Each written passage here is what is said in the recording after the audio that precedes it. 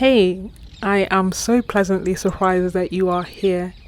It feels like in a world where everything is moving so quickly and is so loud and so fast paced, I've been craving a stillness, a calm, if you like.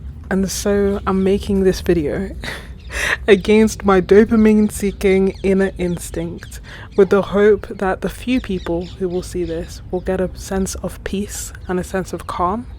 I'm accepting that it will be seen by just the right person, and that is you.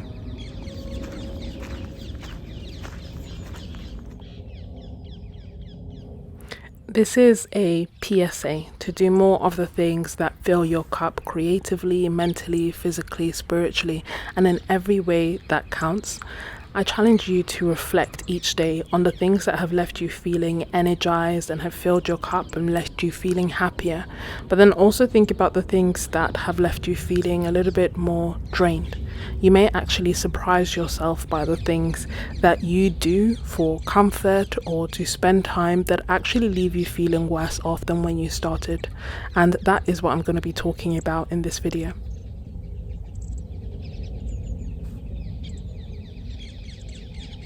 It's funny because I heard a hilarious quote a few weeks ago that basically said, you don't need better battery life, you just need to use your phone less. And it honestly stopped me in my tracks the way that only the truth can. And after I stopped laughing and I let go of my imaginary pearls, I actually thought about what this meant, and I felt about the implications that it had for me. My screen time is so high, I honestly feel like I am defying the laws of time and space. I can't explain it, but I know that it's all me. And so I took the challenge that I posed to you, checking in on what was making me feel good and what was making me feel not so good. And as a shock to no one, scrolling on social media left me feeling depleted, even though it was my go-to comfort end of the day thing to do. Creating when I didn't want to or when I felt like I had to, again, left me feeling depleted, even though it kind of felt like, I love art. Of course I should create all the time. Talking to my family was very good. Going outside and touching grass, again, very good. Praying, good. Drinking water, good. Creating when I wanted to, all good. And so even though I love watching YouTube videos, it is not shocking that watching it all the time is actually detrimental. And in that time, more than ever, my art membership became a creative refuge for me, where I could connect with artists directly, where I could create art that I wanted and that I felt I needed to create, and where also I could rest. It also made me appreciate other people's art memberships, and I'll leave mine linked down below in the description in case you're looking for the same. It's funny because what we seek comfort from, what we perceive to enjoy, isn't always what is actually good for us.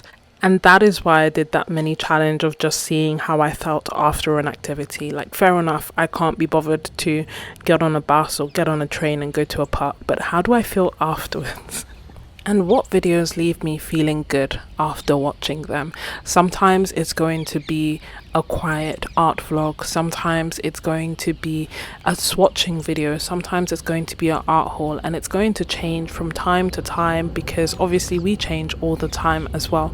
So what felt good yesterday may not feel good tomorrow, and that's fine. I think it's just being aware of that, being open to that, and still doing what actually is good for you. I feel like this whole video is me trying to embody that sentiment because I love creating slower videos, as you can probably tell by, like live streams, which are real time.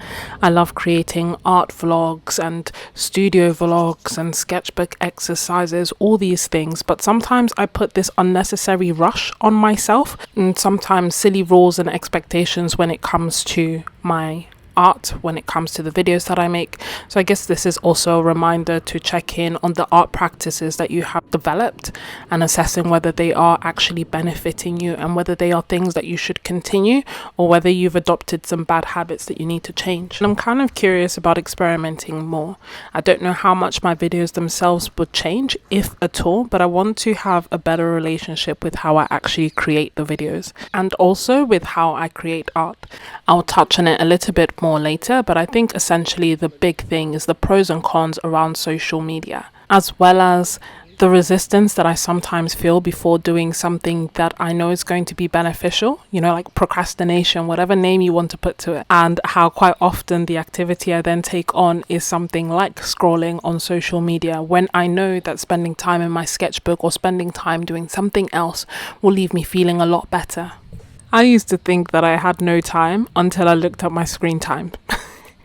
Honestly, it is an eye-opener. And if you're doing the same, then don't worry, you are not alone. But I think that in at least acknowledging that we do that, we can start getting a bit better about doing the right things. And I think for me, that also means having a bit more videos that I create where I experiment a little bit more. Videos like this that maybe feel a little bit more random, a little bit more vulnerable, but ultimately that are good for me and hopefully also good for you. Even like leaving the pauses, I really struggle with leaving pauses and leaving silence, and even having music in my videos. I almost feel like I want to get straight to the point, or I want it to be super productive and super helpful and super jam-packed with information. But equally, I also want you to be able to hear the sounds in the park, to hear the rustling of the branches in the background and the birds chirping and all the things that actually made me feel like this was such a good day. And I'm trying to balance that in this video, but it's a struggle. And this video almost feels like vegetables, like something that's good for us, that we need in balance. And I feel like usually I'm just used to sweets, or like trying to create sweets, whereas I'm balancing the plate out by actually having some vegetables for us to all have. Let me know what your favorite vegetable is, and if you're enjoying this video, if you felt like you needed this reminder or this palette cleanser or this vegetable, then don't forget to hit the like button, as it does make a difference to me, but also it makes a difference to this channel, and it lets YouTube know that these kind of videos are actually worthwhile making and worthwhile sharing. But I've come to terms with the fact that even if one person sees it and loves it, that's good enough. Then I know it wasn't meant to sit in my hard drive forever to never see the light of day. This is going to be an art video with no art or painting, but hopefully you'll agree, plenty of inspiration to recreate your own art. And that's because I brought all my art supplies out and I was ready to create, but I didn't want to. I was just enjoying being outside, and I decided to just be outside. For me, social media feels like a double-edged sword, where on one hand, I have an infinite source of inspiration, and it's the reason that we have this wonderful art community that's just allowing me to connect with people all over the world. But it's also a source of overstimulation, of comparison, of overconsumption, of noise, of consumerism, and honestly, a time vortex. And I tried doing the bans, but like diets, the moment that I stopped my social media ban and restriction, I doubled down on my return. And so I'm trying to get better about seeking balance.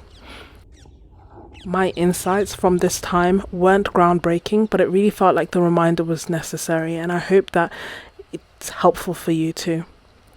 I'm focusing less on restriction and instead more on doing the things that are good for me.